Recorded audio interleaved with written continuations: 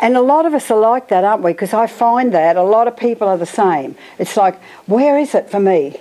Everyone else seems to be sailing along and knows where they're going, but where am I supposed to go?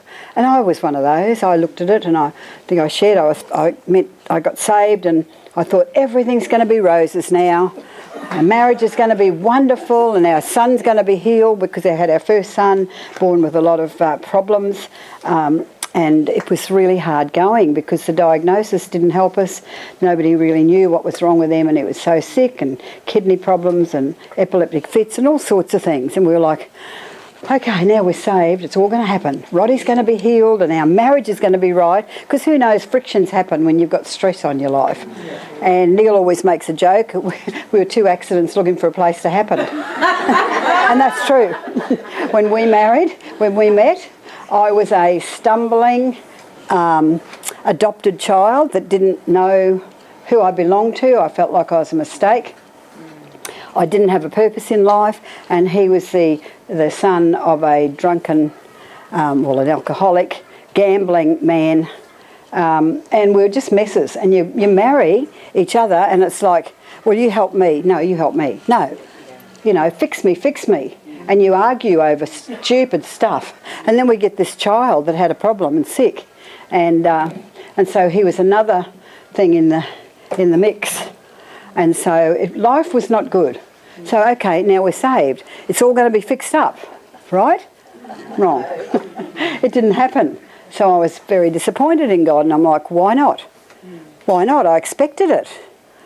And it didn't happen. And I had to learn.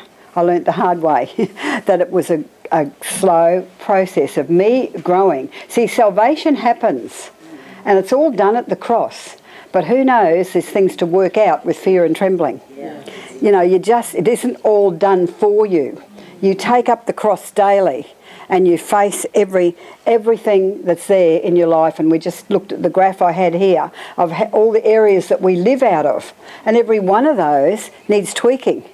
They all need tweaking until we can come to that place of we'll never be final till the day we go to be with Jesus.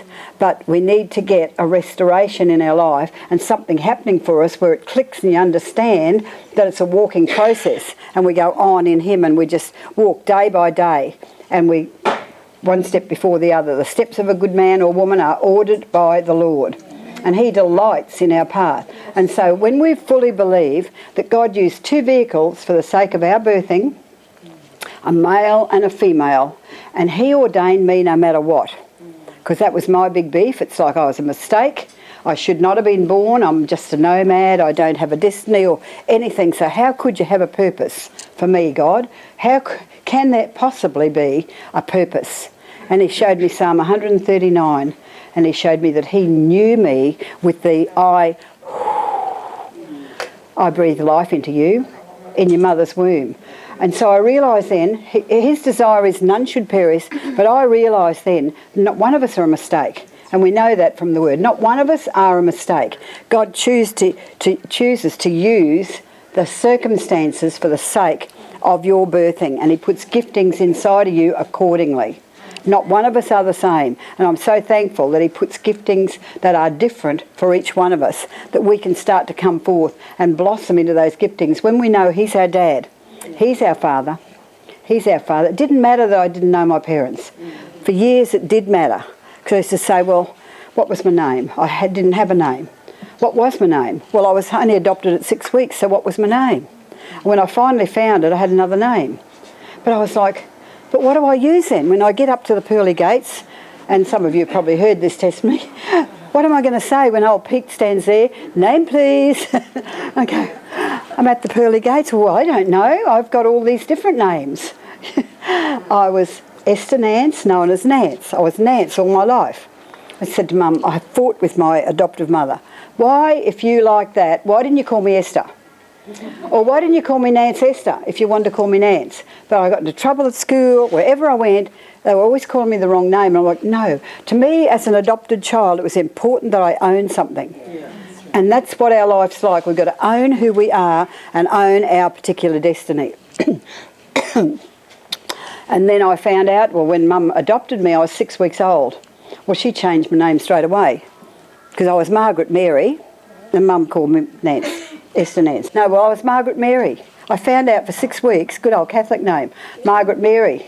And then Mum adopted me and called me the other name. So I had all these names, and that made me worse. I've got a name now, and it's worse because I got 4 names. And I didn't know where I was. And by now I had 2 children, and we were in ministry. We were doing the children's work at the start of CAC, and we were at a ministry training school. And this man was teaching on body, soul and spirit. And he's teaching, and all of a sudden some things started flashing inside of me, and I thought, this is ridiculous, pay attention. You know how things flash up in front of you? And I've learnt since it's because you've got a pit down here. It's like an iceberg. And 2/3 of the stuff is stored down here, and there's 1/3 in your conscious. But the stuff that's in your subconscious is the problem. And that'll surface at a time when you least expect it and when you don't need it, usually. But this was the time that I didn't need it, but I did need it because all of a sudden he stopped teaching and he walked over to me and he put his hand on me, and nobody knew this.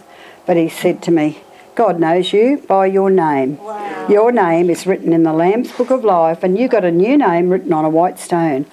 Wow, you can imagine the buckets that flowed. Because this was my issue that nobody really knew about. And so that was the name thing sorted. But, you know, owning your destiny, and I've deviated in telling you that story, but I thought you'd probably enjoy it. But that's when I found out I wasn't Italian, so I'm still talking with my hands. I can still do it. Yeah, but I really felt boxed into life. I felt like, who am I, and I can't get out of this box. Have you ever felt like getting a box and kicking it? But kicking the box, I was in this box and I just didn't know how to get out of it. Well, that was the start of it for me. Because Ephesians says, grow in every aspect to full maturity. And that was the other thing I learned along the way. I can't be just saved and transformed just like that. I wouldn't know myself. But little by little by little, grow in every aspect to my full maturity. And so our Christian walk is that sort of a walk. We're just growing in every aspect to full maturity.